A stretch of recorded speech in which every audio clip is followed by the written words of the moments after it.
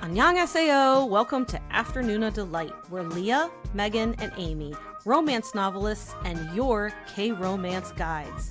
So grab some dekboki and listen to your new favorite unnies.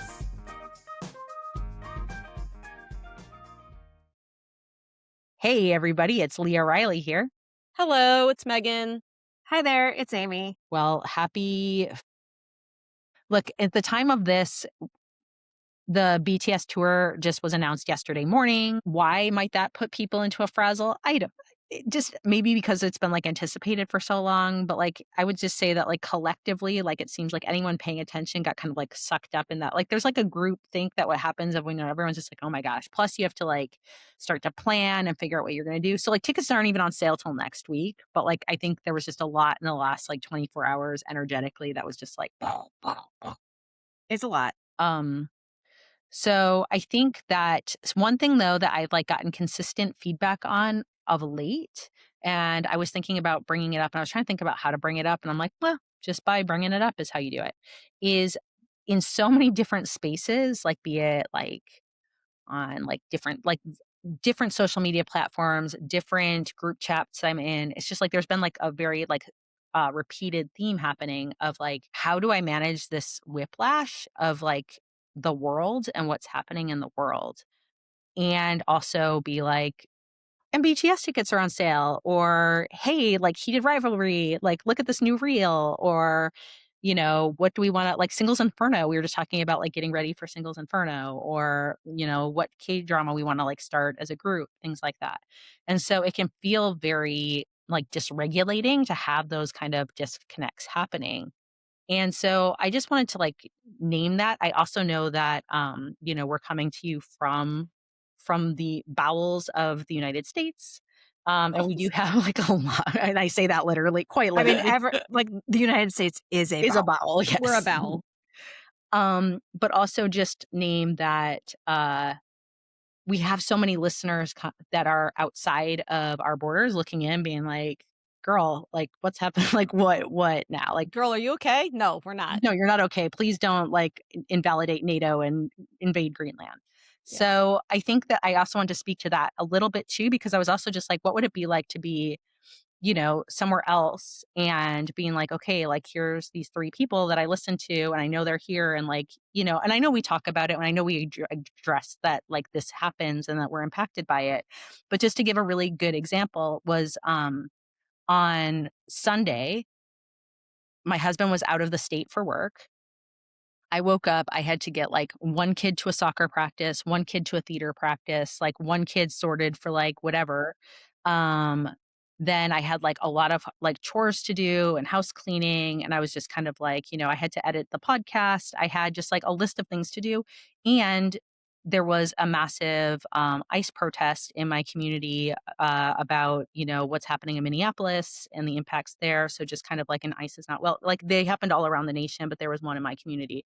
And I reflected, I'm I don't think I want to take my kids, my youngest one there, just because again, there is something in the back of my mind that's we don't know right now. Things could go, what happens if somebody does behave badly? There is an element of danger to do things, and that is a real thing. And so I had to be I want to go. For any law enforcement listening, I'm exercising my peaceful legal right to protest and assembly. But I also didn't feel great about bringing my kids. So I had to be who's going to do a pickup? Who's going to, so I'm planning all this. I get to the spot, I'm in my minivan, and I'm I don't even have a sign. And I'm oh, I've got this box in my car. So I rip it off and I write something on the, the lip of a cardboard box. And I was just I don't have time for this. But at the same time, how do you not have time for this? I have to make time for this. This is happening in the world. And so I guess I was just thinking about there's this whiplash that's happening between this thing I'm really excited about, and then this thing that's absolutely gut wrenching and horrific. And how do you reconcile that?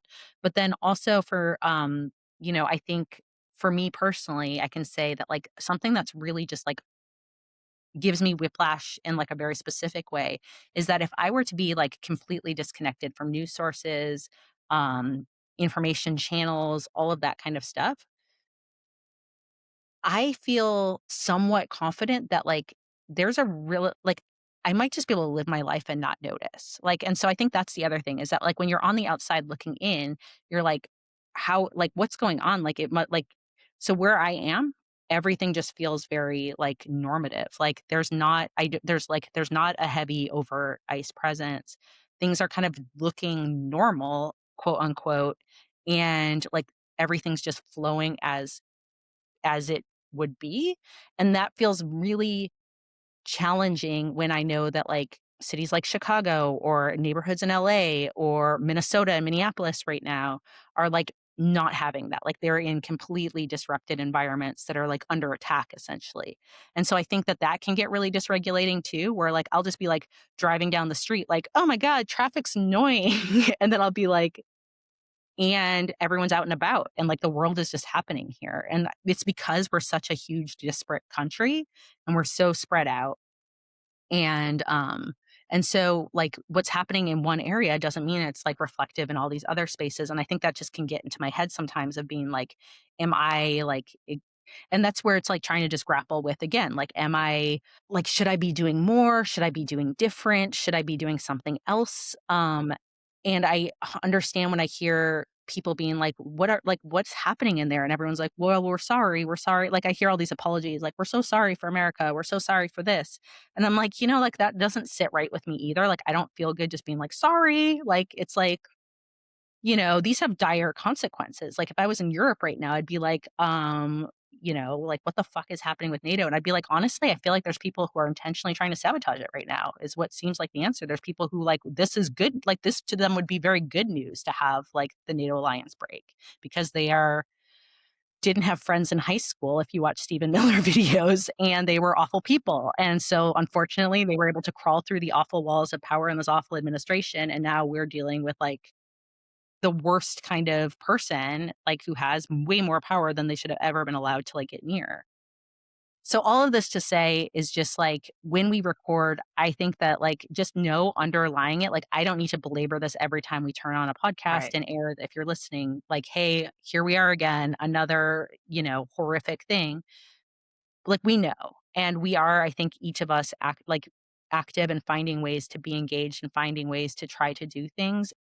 And I think it probably feels unsatisfactory to all of us too, that it just, like, what feels like enough, what feels like more, what feels like different. And I've talked a lot, so I'll let you Yeah. reflect. That would be a good way to start today for some reason. Yeah. No, I get what you're saying, and I don't even know what to say, right? Because we are we are talking about this offline every day, the three of us, every day. And so I think to acknowledge it, like what you're doing right now, is good. But I think also to let everybody know that this is also a space where we're trying to bring some joy, where there isn't a lot of joy, especially for us. And so this 1 hour that we take each day might be the 1 hour that we're not engaging in everything else that's going on. And so I think it's also important to know that if we don't bring it up, if we happen to not bring it up, it's not because we have our heads in the sand.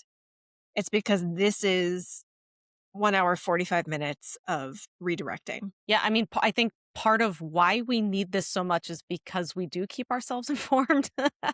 um, that is why I need this space. I think that's why a lot of our listeners need this space. So we're here because we need it and we know other people need it.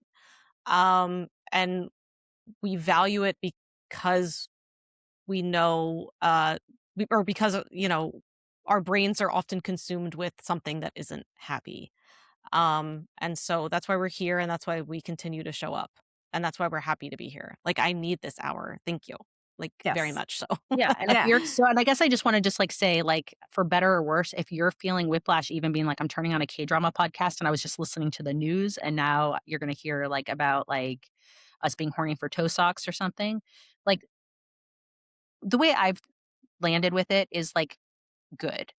And I guess it's also weird to me to be living in a time that, like, history to be, because when you think about, like, when I think about other historical periods that are steeped in fascism or, just kind of like general horrors being like, and like like I don't know, sometimes it feels like just like a movie that you're watching and it's black and white and it's very somber and everything, and I'm just like, no, people would have been finding joy and being normal and, talking about the neighbors who are like potentially like making out with each other. There'd be like local gossip and there'd be stuff. And so to me, that's like affirming and humanizing to be like, I firmly believe that one of the ways that's effective to fight fascism is humor. And part of it is community. And so Absolutely.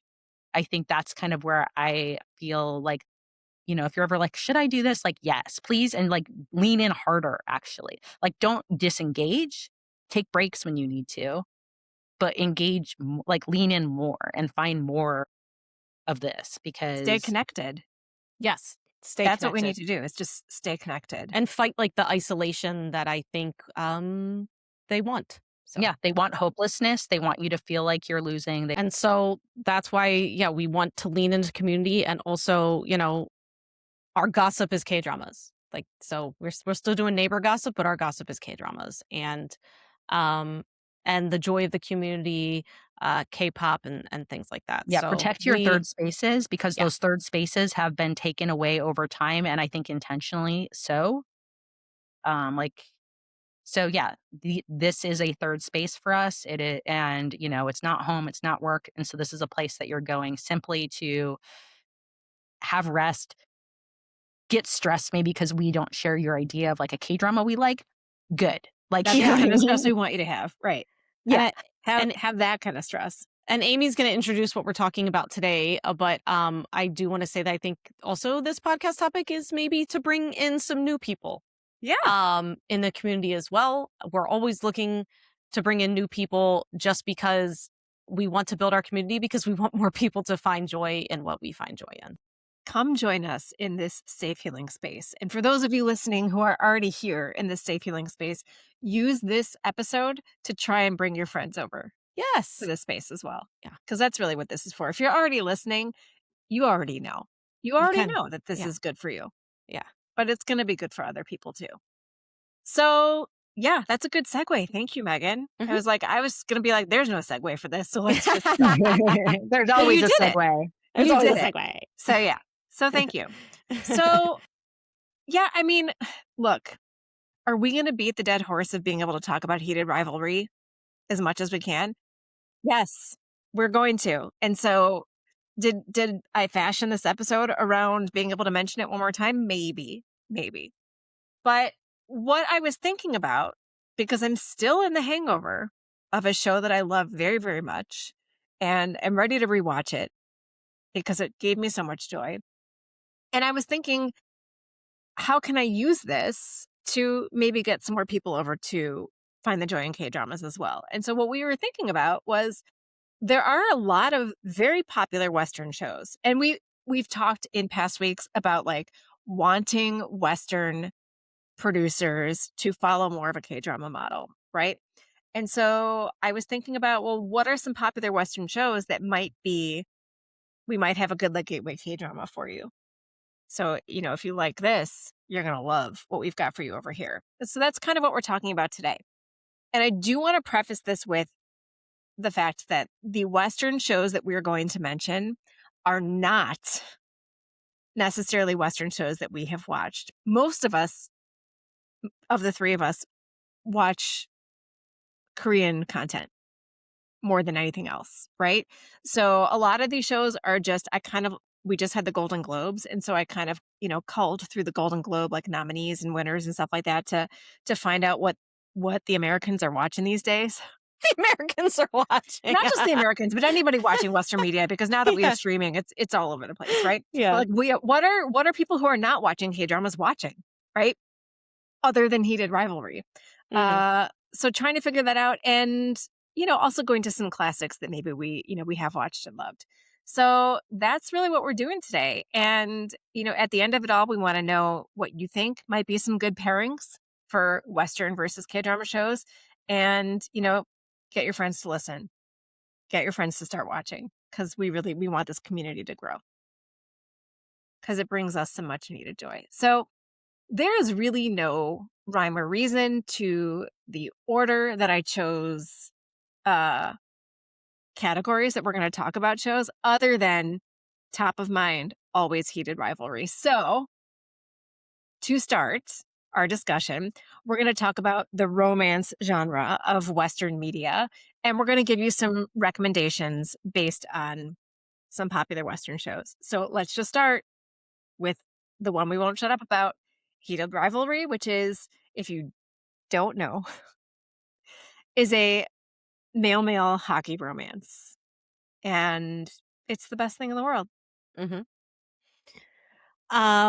Okay, so yeah, I have two. I mean, honestly, if you if you tell me what you like about specifically about Heated Rivalry, like if you like the rivalry, you like I don't know, the steamy part, I can probably name a BL romance in Asian entertainment that fits For that each trope. specific thing you For like. I each mean, trope.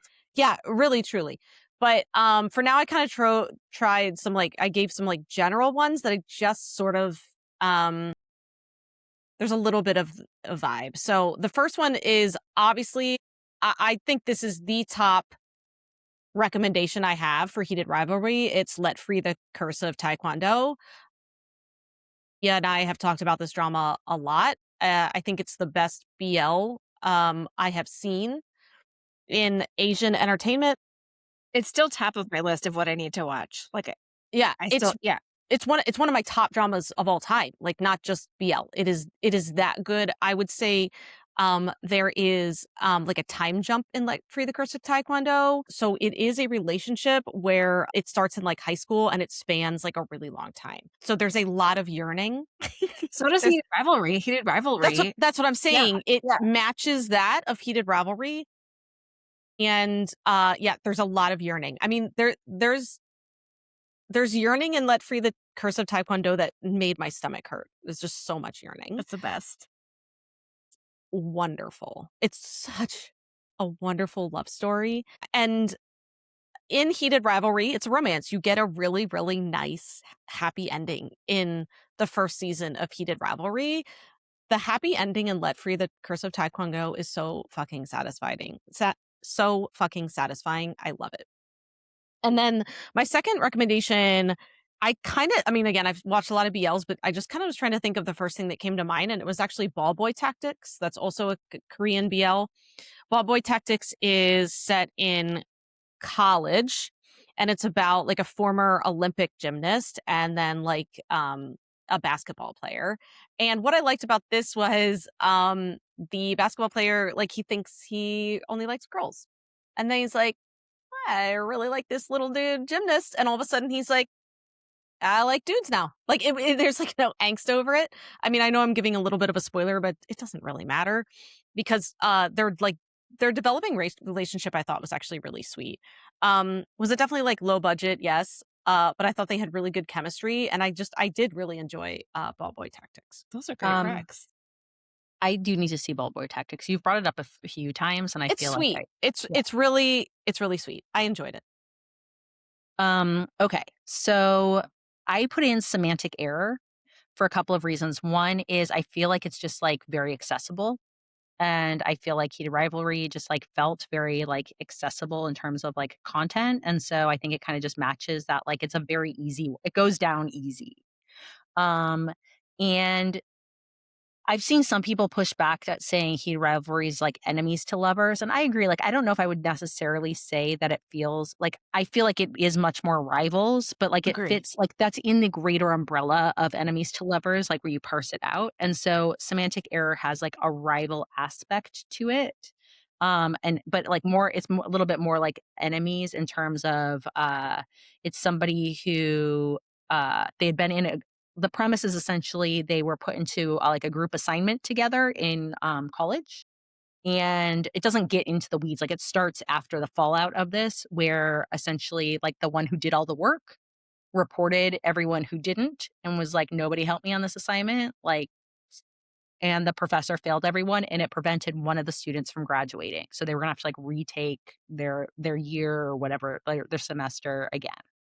And he decides to essentially like make the quiet doer who like ratted him out like his life miserable, and then they kind of like convene around a game design project that they're both involved in, which doesn't sound quite as compelling as hockey, but it is really just like watchable and fun. And what it is like the charisma of the two characters and just kind of Mhm. watching them like dance around each other and like what it like those vibes. I just feel like they're different personalities, they're different character archetypes, but there's something that just kind of like scratches at that itch of like seeing two people in opposition kind of like melting for each other, I think.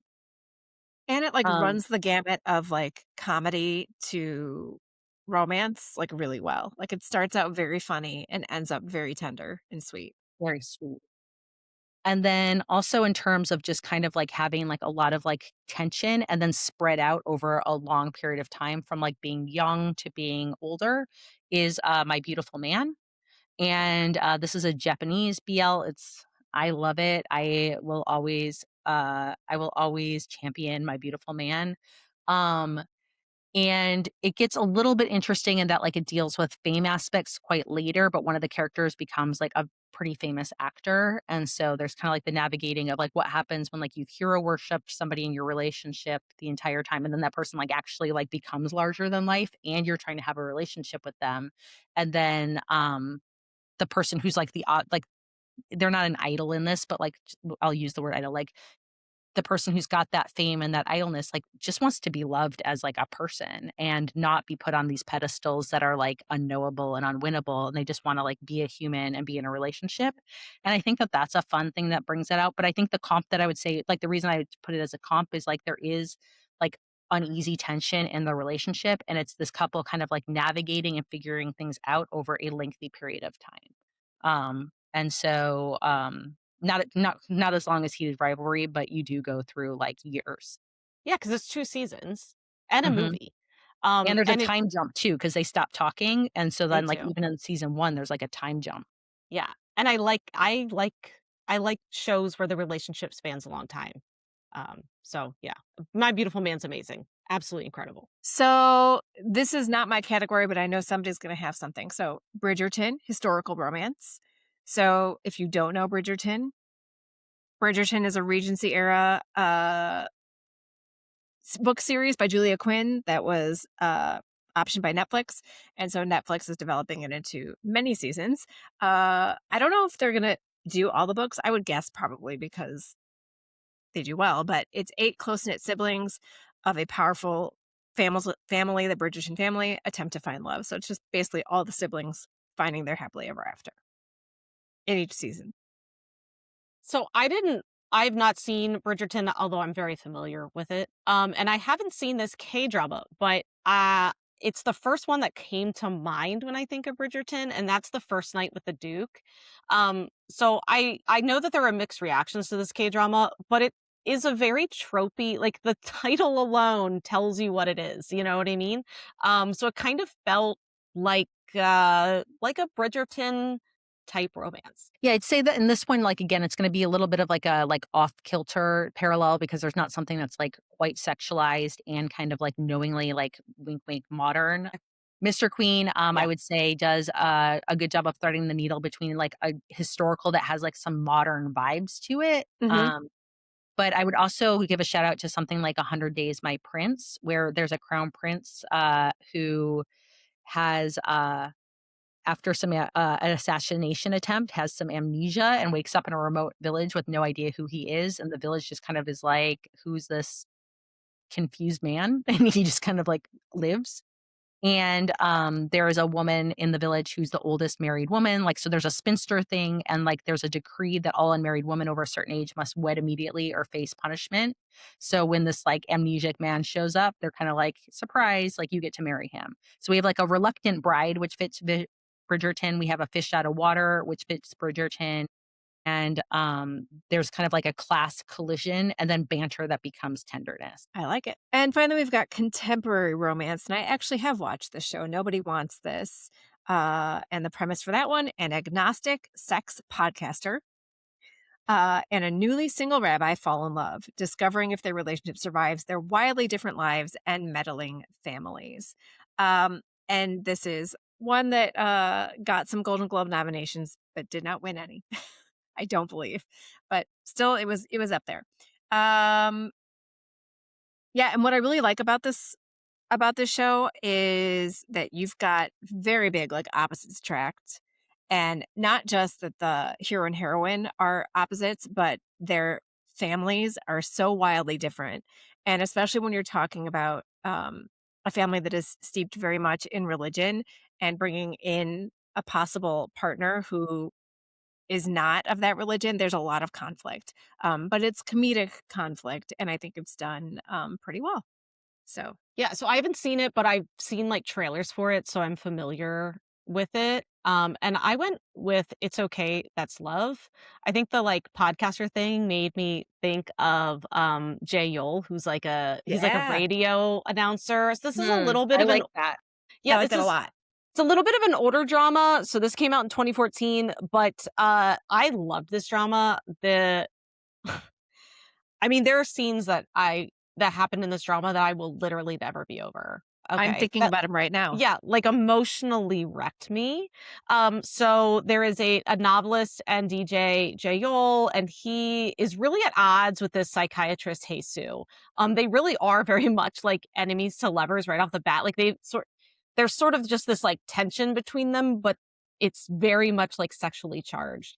And but the way they heal each other is just insane. It's such a good drama. That's such a good example. I love it. And I tossed in Queen of Tears for the sort of opposing families aspect. So Queen of Tears is um, Oh, yeah.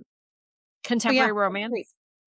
Another contemporary romance where we've got, and also sort of like a gender swapping because Chable is the female and the sort of country bumpkin is the hero. And definitely like opposing families. And those families have to come together, which I think is really great. And are forced into situations where they have to get to know each other and know each other's basically like traumas and come together for their kids. Uh and it's yeah, I mean, there's a lot that I had issues with Queen of Tears, but I also found it like compellingly watchable. So I think it's a great comp for this. So the next one is medical, and we all know K-dramas love their medical stuff. They love their liver operations or whatever. So there is a really popular show right now called The Pit. It is on HBO. It's, Jocelyn with Heated Rivalry for number one streaming on HBO. But anyway, it's a realistic examination of the challenges facing healthcare workers in America as seen through the lens of the frontline heroes working in a modern day hospital in Pittsburgh, Pennsylvania. And I will tell you right now, I did not know that that's why it was called The Pit. I Had no didn't idea. either. I No, didn't it's either. That's brand so new funny. brand new information. Like the only thing I knew about it is that it stars Noah Wiley, Yeah. who like I watched back in the ER days, and so I love that he's back in a medical drama. And I do believe he did get the Golden Globe for this one, so I think that's Okay. awesome. So Yeah, what's I like funny him. is like I didn't know, like I'm not up to date on most Western shows. The way this show was advertised for Heated Rivalry, I feel like I've like watched 3,000 seasons. It was like every time I watched Heated Rivalry, it was like The Pit. I'm like, okay, like I get it. All right. Well, there's a very easy comp here. Low hanging fruit. Who wants to say it? Because like Go for you it, because you were the OG for this drama. So you go. it's Hospital Playlist. It does have a spin-off Resident playlist as well, but I prefer Hospital Playlist, so I'm going to talk about Hospital Playlist, which is it's a group of friends who all work in a hospital. They all met during medical school. They all have different specialties. So we have like a pediatrician, we have a neurosurgeon, we have I don't know what you call a liver specialist. um, we have an obstetrician, gynecologist. And so, yeah, there's like they all have different roles. So that means that like you're seeing them treat patients in a variety of specters. There has been some feedback incorrectly, in my opinion, from this podcast that there is too many liver surgeries in Hospital Playlist. I disagree. So maybe I would enjoy The Pit because I think there was just the right amount of liver surgeries happening in Hospital Playlist. And there's romances too. So you've got what's going on in the hospital, all over the hospital, in every different department. And then, doctors and nurses coming together for romances. And it's just a great ensemble. And, when you're looking for ensemble shows, which I think that's what we find a lot of in medical shows in the West. Hospital Playlist is a great example. And the reason it's called Hospital Playlist is they're also in a band. Oh, I forgot it. Yeah, they're in a band. How So could we there's forget? music, there's like a music element where they're like, you get to watch them rock out. And they cover Bon Jovi's It's My Life. And it's one of the greatest K-drama watching moments of my life. I do wonder, like, who came up. They're like, okay, we're gonna set this in. It's gonna be friends in a hospital. But you know what? Let's also put them in a band. Also, so that's another thing to toss out there, right? If you are a friend of a K-drama lover who brought you to this podcast and is like, just listen, you're gonna find something that you like here. What you should know about K-dramas is that they are not genre specific.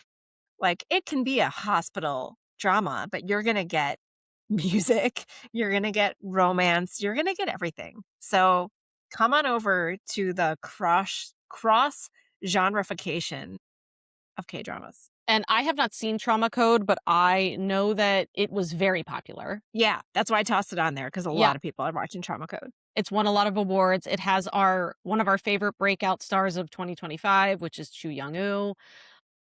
And so it's and that is also on Netflix, at least in the US. So I think it's easy for people to watch. So yeah, if you're really into medical dramas, don't worry, K-dramas have you covered. Okay, so I chose the next category based on one of my favorite Western shows, which is Severance. And so this is like the mindfuck thriller category. Severance. So I've got a couple shows in here. They're both from Apple TV. And I don't know, I think Apple's just kind of killing it with the thrillers. And I haven't seen the second one, but I really want to. So Severance there's not a lot that I can say about it without ruining it, but Mark leads a team of office workers whose memories have been surgically divided between their work and personal lives. When a mysterious colleague appears outside of work, it begins a journey to discover the truth about their jobs.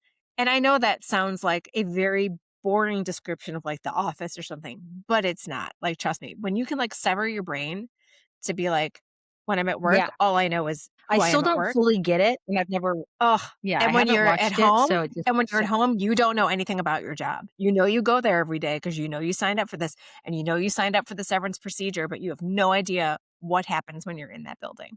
Seriously, it's amazing. And so the other one that I tossed in there is one that's doing really well right now, and this was a nominee as well. I think this beat. In one of the categories, I think it beat Severance. I think it's Rhea Seehorn who's the lead. I think she won for Best Actress. I'm pulling this all out of my ass right now, so like, don't come at me if I'm getting Golden Globes wrong. Like, I didn't watch the show. I'm just kind of remembering from what I looked at.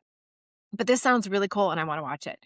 In a world overtaken by a mysterious wave of forced happiness, Carol Sturka, one of the immune few, must uncover what's really going on and save humanity from its artificial bliss. That sounds fucking awesome. So I'm giving like a thumbs up to stuff happening in the West. But if you like Pluribus, if you like Severance, we're going to give you some K-dramas that are going to reel you in. K-dramas do mindfuck thrillers so well. Like, I really can't express one that of their enough. specialties. Yeah, and there's a lot of them. Like, I honestly I'm touching the surface. I honestly just named the first ones that came to mind. So the first one would be Death's Game.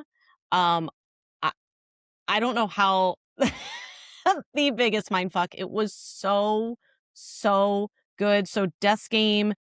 How do I even give this a brief description? So basically the main character is like contemplating suicide, and death basically gives him, death is like there's a personification of death, and she says, okay, you have to experience death like 9 times and try to survive. So basically he is transported into different bodies. It's his personality, and he also has like the skills of the body he's transported into, but it's still his mind, and he has to try to survive, but he like can't. Like, it's like fated that like each of these people are gonna die, so it's like he experiences death over and over and over again. But he's like trying to like course correct things as it's happening, and he obviously comes out of like the ninth death like a completely different person. And that's not really like a spoiler. You have to like watch the whole thing, but it is so good. Salt and Gook is the lead, but then he's in a different body with each life, and each body is like creme de la creme of K-drama actors. This drama is stacked. It's so good. It's so twisty. And violent, right? And violent. It's pretty isn't this one where violent. you're like, Amy, you should totally watch Oh, this. And then you shoot. get a few episodes in, you're like, Amy, don't watch this. Yeah, actually, no, don't watch this. Yeah. So there's a scene here. It actually like blew me away at how violent it was. Because there's like dueling serial killers at one point. It's wild. It's wild. But if that's your thing, then yeah, that's your Death's Game thing. is your thing. Yeah. Death's Game, got it.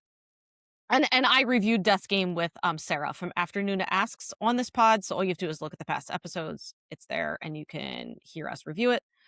The next one is Queen Mantis. Queen Mantis is basically about like a female serial killer, and she's been in jail for like the past 20 years. But there is a copycat serial killer who's like, yeah, copycatting her crimes, and her estranged son reconnects with her begrudgingly in order to get her help to solve, to find the culprit for these copycat murders. Again, twisty, so good. I absolutely love this one. I think it's really underrated. I don't think enough people were talking about it, and I wonder if it's because it just wasn't like widely available. I think it's either on Disney or Prime. I have to check. And then the third one is Blackout. Blackout is about a man who was put in jail for the murder at like 18. He was put in jail for the murder of his two friends, but he was blacked out at the time of the murders. He doesn't think he did it, but he is also not sure. So when he's released from jail after 10 years, he is on a mission to find out what really happened to his friends. And again, oh my God, this is the twistiest drama I've seen. I also reviewed this again with Sarah on the podcast, so you can listen to our podcast on it. You and go Sarah, and a shout out for if you're new here, Afternoona Asks is a great partner pod to the show, and so recommend checking out their work over at Afternoona Asks. So I have one that I want to make, and this is a leap. This is a stretch. I don't care, because when I thought of it, I was like, I have not talked about this podcast or this drama nearly enough, Ooh. and neither of you have watched it. Oof. And I also think that we need to do this. I personally think we need to do this for the podcast. Okay. And that is My Holo Love. I Yes. watched this. What are you talking about? We watched this together. Okay, never mind. So Lady. I'm Megan, the one. I Yeah. need to watch it. because you liked it, right? I loved it. Yeah, Yes. Amy loved it. It's crazy to, yes, it's Megan. Because there's all these dramas that I'm like, oh, it's such a Megan drama. And then she like never watches it. I and I'm know. I'm So- the worst. The reason I'm putting this in is because it's got like dark humor underneath the existential dread. And so I think that like that I'm threading a needle here, but just go with me. Go for it. So My Holo Love is essentially the premise is a woman with face blindness starts using an AI hologram assistant, and she falls for it. Ta-da! But the human creator, of course, of the AI falls for her. It's lighter in tone, but it kind of explores the question of whether a relationship with something artificial can be meaningful, and whether the real version of a person is always preferable. And there are also baddies in it who are trying to get like Sabotage and Yeah. things like that. But it's just like there is like this because I think with AI now too, there just becomes more and people like wanting to form relationships with AI or actively forming relationships with AI. What does that mean and how does that look? And look, it's a great drama, and I feel like it like got like forgotten in the annals. And I am taking a stand today. Watch My Holo Yep. Love. It's No, really I love short, it. too. It's like I would rewatch it too. Yeah, it was very it was short. really good and shorter episodes too.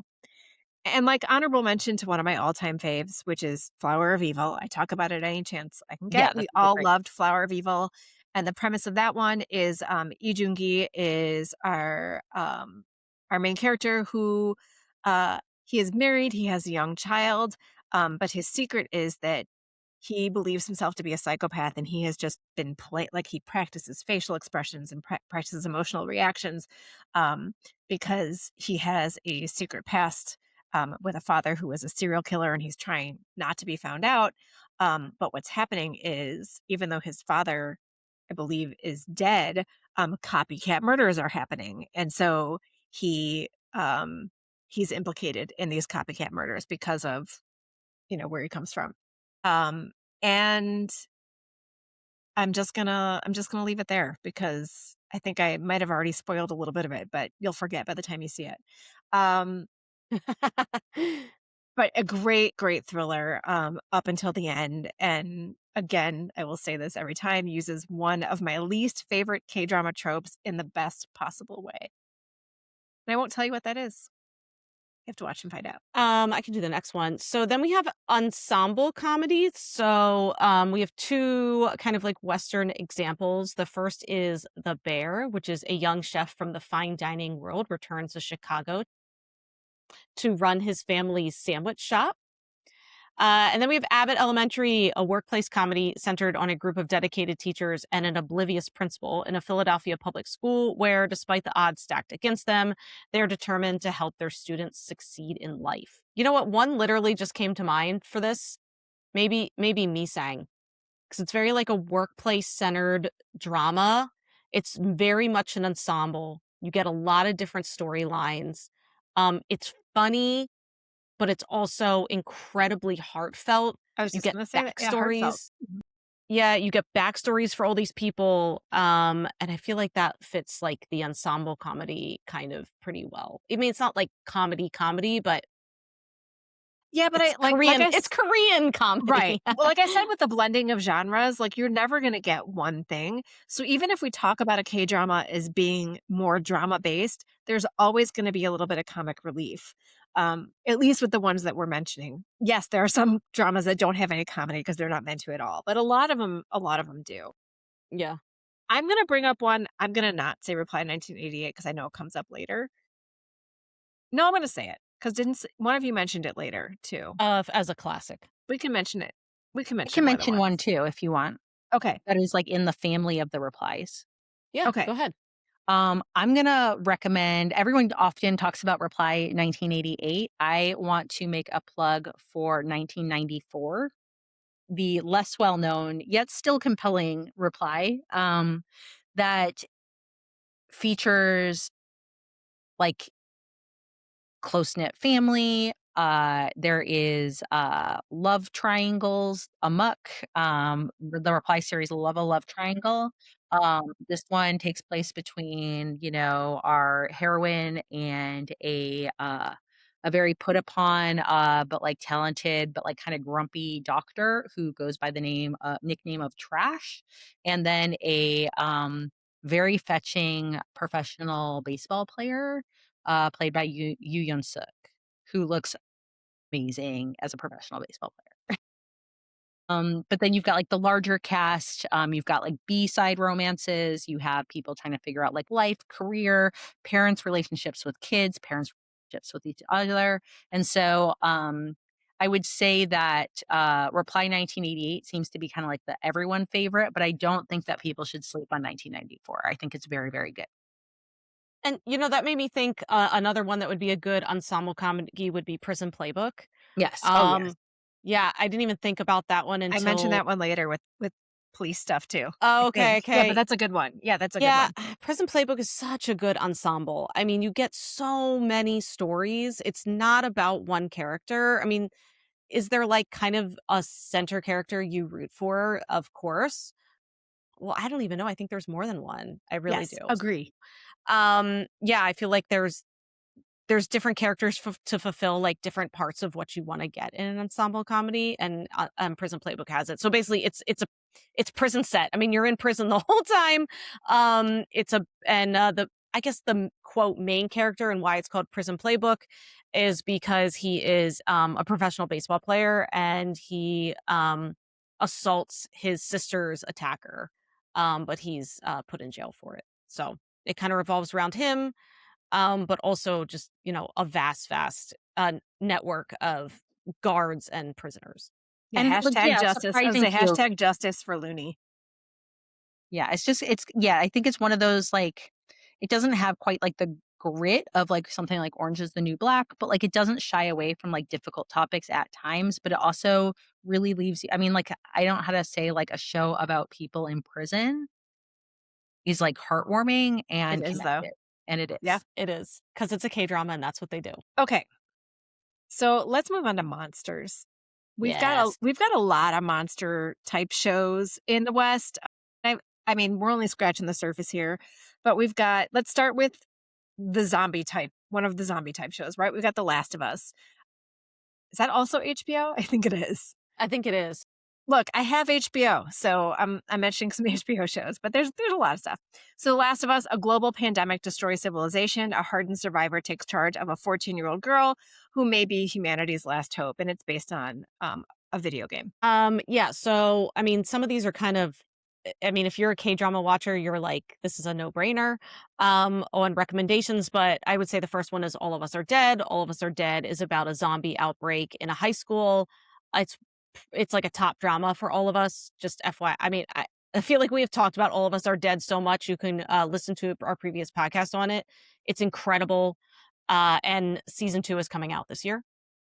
Then there's also Alone, which is a movie that came out a while ago. I still think it's a fantastic zombie movie. Still one of my favorites because it's basically about this. I mean, he's like home alone. He's home alone, and he's like maybe a little agoraphobic because he doesn't really leave. Um, and when the zombie outbreak happens, he is not prepared, doesn't know it's coming. And then there's Train to Busan, which is a classic. I don't what do I need to say? Gangyu on a train with zombies. Look, I mean, find me on Letterboxd. This is one of my top 4 in Letterboxd, like top 4 movies of all time. Love it. Love it, love it, love it. So good. And like Happiness, our other favorite zombie drama, and Happiness is about a group of people in a specific apartment complex where there's like sort of a zombie outbreak, and they all get quarantined in whether they have the illness or not. They all get quarantined in this apartment complex together and sort of like barricaded off from society. And it's a unique version of zombieism in that it comes and goes.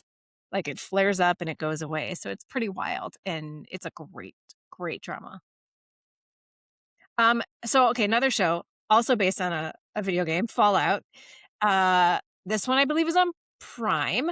In a future post-apocalyptic Los Angeles brought about by a nuclear decimation, citizens must live in underground bunkers to protect themselves from radiation, mutants, and bandits. Yeah, and for this one I chose Sweet Home. So Sweet Home is really famous. I think that was one of a K-drama that definitely had already that really expanded outside of like the K-drama bubble.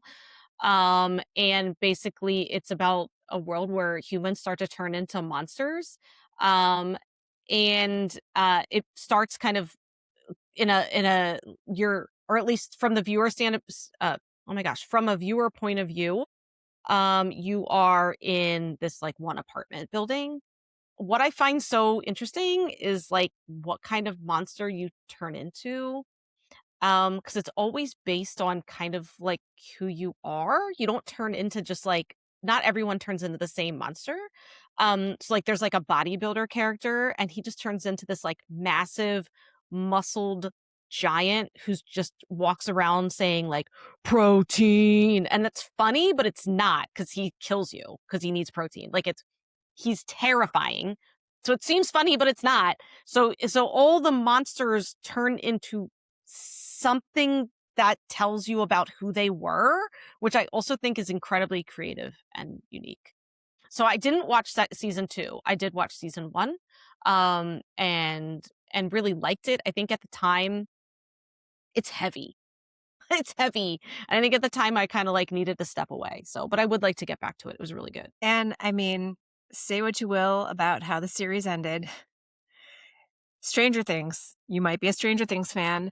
And in Stranger Things, we've got a group of friends witnessing supernatural forces in the 80s, of course, 80s nostalgia, witnessing supernatural forces and secret government exploits as they search for answers. The children unravel a series of extraordinary mysteries. And there are definitely some scary monsters, and people turn into monsters and all sorts of stuff. Yeah, there's no comparison to Stranger Things. I just think there's nothing on TV ever anywhere that's like Stranger Things. But and I don't know if this is a great comp, but I would say Gyeongseong Creature.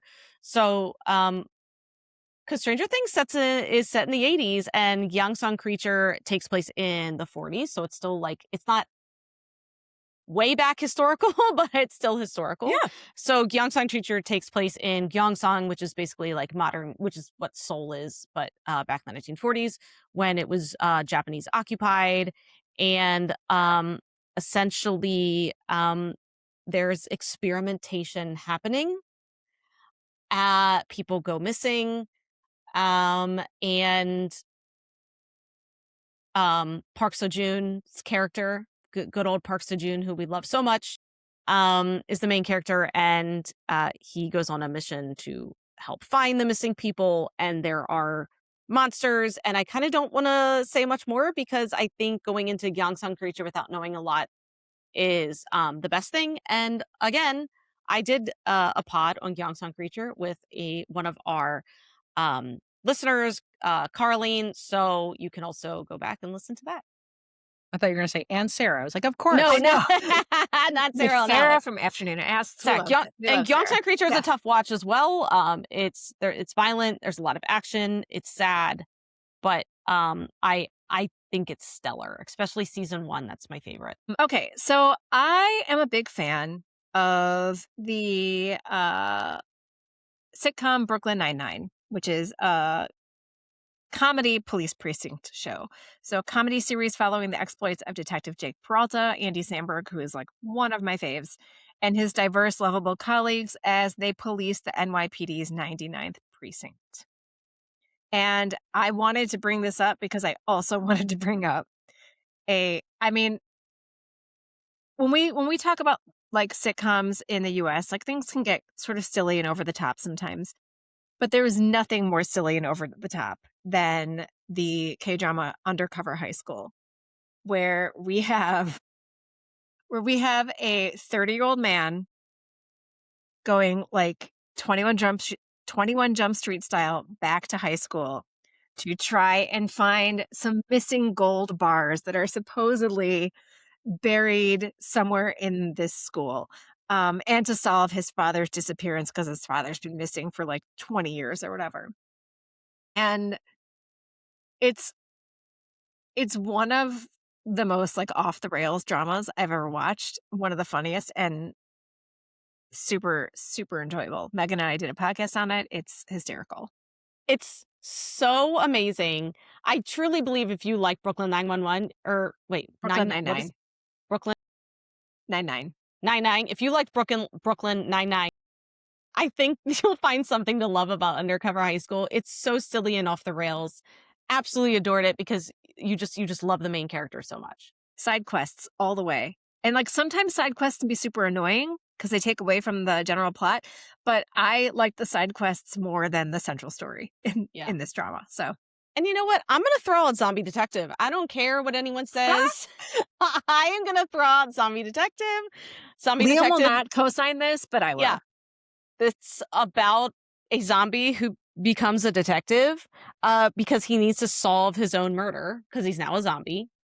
And it's ridiculous. He uses BB cream to look human. He wears BB cream all over his body to look human. And he calls it BB cream. And oh my God, I love it. It's so ludicrous. It's so ludicrous. But like, don't you want that sometimes, you know?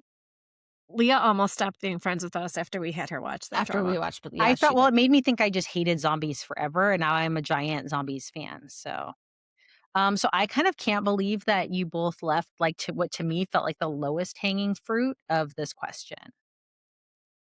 So just an observation. Midnight Runner, which is a movie. Yes. All the more reason to watch it because it is short and very sweet. So it stars buddy cop movie. Oh, yeah, it's a buddy Leah cop. coming in clutch. Yes. Park Seo-joon and Kong Han-ul. They are trainees in like the police academy, and they get caught up in like is it like women trafficking? Yeah. Yeah. So so there's like there is a heaviness to the crime they're trying to solve, and yet like their dynamic is very funny. They start out like kind of oppositional as well and end up becoming like super bro love fest. And it has a serious topic. it doesn't feel like it like comedies up what should be serious, No, it and you doesn't don't feel like minimize you it. get so Yeah. bogged down in what's heavy and hard. And it doesn't feel violent in a way that, like, if you're, like, nervous about violence, I think you can like, No. Amy was totally fine watching it. Yeah. And I hate violence, so yeah, I could totally watch it. Yeah. Enemies to bromance. Yeah, Like, enemies to bromance, tell me which is what less. a Yeah. buddy cop like, that's, like, the premise of the buddy cop genre. Oh, that's such a good one, Leah. Yeah, what I'm ashamed that I didn't think of I that. am too. Thank I was you for just very bringing. surprised. It's also a very good like if you are new to K-dramas, that's kind of like a perfect entry point as well because it's such a good movie. It's short, it's a low time investment. And if you like Midnight Runner, like the gate's open. Like Will And they're 2 big heavy hitting actors who are, like, very, like, well-known and well-regarded, and it's them, you know, a little bit younger in their career, but obviously very, like, strong in their All right, and look, this is for our reality TV lovers. Are you The Bachelor, The Bachelorette, The Golden Bachelor, Love is Blind, whatever you've got out there in the reality dating atmosphere? We got something for you. and it's coming back, baby. Season 4 or 5? What are we at now? 5. 5. and we've been there since Jump. We've been there since the first show, like, we are seasoned fans. Yeah, so we're talking about Singles Inferno. We love Singles Inferno. It's on Netflix. I've been there for every season. I eat this show up like nobody's business. Like I don't think you understand how much I like this show. Even if last season wasn't my favorite, I don't care. I'm gonna be there for season 5 with bells on. It's just such a good reality show. It's such a good reality show. And look, if you like Survivor, you're gonna like Singles Inferno. Because Yeah. our singles are basically just like plunked down on an island that has nothing but like where they sleep, right? And there's physical challenges, plus dating, and plus a really amazing hotel in back on the mainland called Paradise that we're gonna go to someday. Yes. The scream I screamed when the first time I went to South Korea and was, like, landing in Incheon Airport, and I'm, like, looking out the window, like, "Look at these islands, like, this is so exciting, like, here I'm coming to this country I'm so excited about." And then I was just like, "Oh my god, it's Paradise! Like, Paradise Hotel from Singles Inferno, everybody look out the window!" It's like I was, like, starstruck by it. That's the most famous place for me in South Korea. I'm sorry. Seriously. Well, Forget and then abandoned amusement parks. It's Paradise. in season 1, there was a tailor who gave off very Michigan vibes. If you can remember the famous line the host was watching was like, "He gives off such Michigan vibes." And it was a very hairy man, and he ended up being a tailor, and he was a tailor for a place called, I think, Escotage, but it's basically spelled Ass Cottage, which is Oh what's in yeah. my head. And so also when I was in Seoul trying to find the BTS, like former big hit building, and I'm, like, wandering around in this, like, neighborhood in Gangnam, and I, like, looked over and there's fucking Escotage. The Like, there's just times where if I'm expecting it, I can have chill. And that moment, Right. I had no chill, and I'm just like, "Escotage, take a picture. Oh my god!" And there's, like, the whatever they're called, the garment. What are they? Tailors, like, in there, like, doing their thing, and then I had to be Yeah. like, just stop being an asshole." But I'm anyway, sure you're not the only one who's done that, though. Yeah. I was No, like, I didn't I'm seek it out. It found me. there were 2 different contestants from that frickin' Taylor, okay? There was the head boss and then, like, one of the, like, tailors. Yeah, and I'm also gonna recommend His Man. So His Man is a gay dating reality show. Um I did not watch the first season and I only watched part of the 3rd season, but the second season is all-time classic for me. So there's a final couple that came out of the 2nd season. They are still together. It's like 2 years later. I am obsessed with them. I like if they break up, then love isn't real. I think I will be emotionally devastated. Like truly, it'll rock my world. That is how much I love them. No, I'm just kidding. Well, I'm not. You're not. It's a little parasocial, okay? I'm not even going to say who it is because if you want to watch His Man too, you should go watch it. Because the second season is stellar. I highly recommend it. It's that type where the one guy sets his sights on another in episode 1 and he never falters. Even when the other guy's like, I don't know, I might like someone more. He's like, you can like them. Go ahead. I'm just telling you right now, you're it for me. And he holds fast until the last, like he never wavers. It's delicious. So anyway, I highly recommend. All right. And let's close things out with some classic Western shows and with some K-drama comps.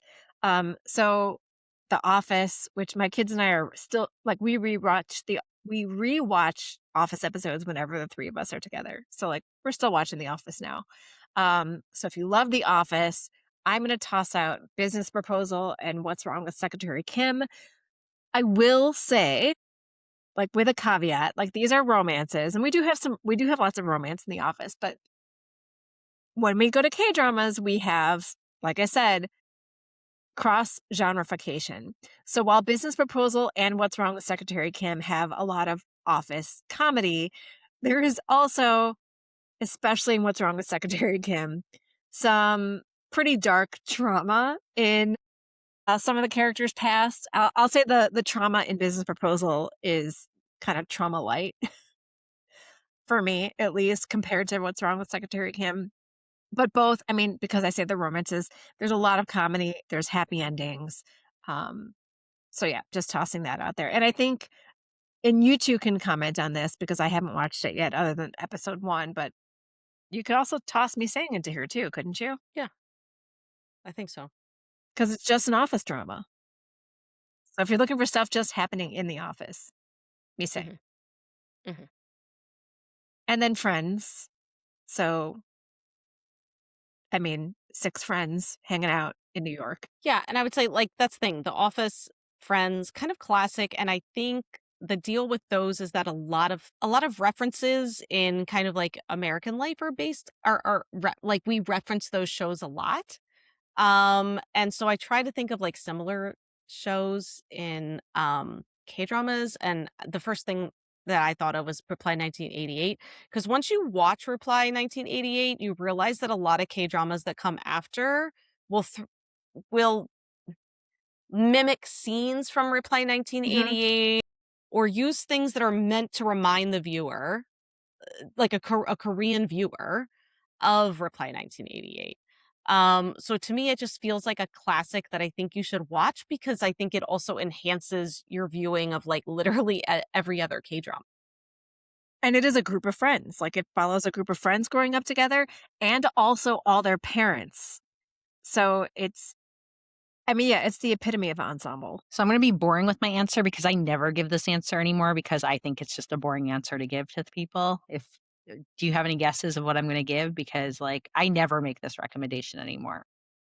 For Voice Over Flowers? No. For a friend drama or an office drama? I'm saying it for I'm like a classic. I'm saying classic. Just classic. Okay. Yeah, but I'm also going to say office if you squint your eye and look to the left, office drama. Coffee Prince. No, but that's a good one. I'm saying Crash Landing on You. So I never recommend Crash Landing anymore because I just feel like it's been like wrecked. But if we've got new people here, I No, feel it's like classic. it fell into like an instant classic. It's not that old. It came out at the beginning of the pandemic. It got us into K-dramas though. And I feel like if you like all the tropes in it, like that's like the best gateway in. The reason I said it's Office, if you look at it sideways, is the premise is a makeup heiress from South Korea crash lands in a ridiculous paragliding accident into North Korea and gets wrapped up with a North Korean soldier and then his band of brothers essentially. So yeah, they're doing their thing. So non-traditional, I mean, it's military, but it's heartwarming. It is got some suspense. It's got like geopolitical issues. It's got tragic love, fated mates, like the whole thing. So it's just, I think for our newer, like anyone who might be stumbling into this podcast, like start there. That's Yeah, We 100%. call it the gateway drama. It is. It is. And I also just wanted to toss out for another friend drama, which I think is also another sort of classic Korean because it's a little bit older, and that's Fight for My Way, where we've got, because, like in Friends and The Office, where we've got, the friends hanging out together or the office people hanging out together, and then we've also got romances going on. And so in Fight for My Way, we've got two sets of best friends, um, and one is a couple and one is not. Like, one have been best friends from teen years on up, but they both secretly have feelings for each other. We've got Park Seo-joon again as a fledgling underground like MMA fighter. Just a lot of fun going on. Because it's also that time, because they're young, they're in their early 20s. So it's not only like navigating romance, but navigating like their autonomy and place in the world and choosing their dreams. And do you compromise your dreams for the people that you love, or, stuff like that. I love Fight for My Way. You're making every time I think about the romance in Fight for My Way, it's still one of my favorite like actual romances. The chemistry between those two, I'll never forget. It's so good. It's so good. hmm So, yeah, I think that kind of wraps it up. And I hope we've kind of done something twofold here. I hope that if you are already a K-drama watcher, that you are going to hopefully use this episode to reel in some friends who you've been trying to get to watch K-dramas, because there's so much joy to be had here. But also, maybe we mentioned a drama that you haven't seen yet, but you have seen the Western show, and you're like, look at that. There's a crossover for me there. I'm going to watch that drama now. So either way, we hope that we're bringing you more of the K-drama joy. yeah, that was fun. Thanks Thank a you. lot for Good listening. closeout. What'd you say? It's a good closeout. Yeah. Thank you. So so thanks for listening, and we'll see you next time. Annyeong! Annyeong! 감사합니다. Thank you for listening to Afternoon of Delight. Where can you find us outside the pod? Head on over to afternoonadelight.com. That's AFTERNOONADELIGHT.com. You'll find links to all our social media, our book recs, K-pop and K-skincare recs, and if you want even more Afternoon of Delight, because really who doesn't, you can join our Patreon, where you can choose the patron level that's right for you. Join in daily K-drama conversations, listen to bonus podcast episodes just for patrons, and participate in our monthly live K-drama support group via Zoom. We can't wait for you to be a part of the community. Until next time, annyeong!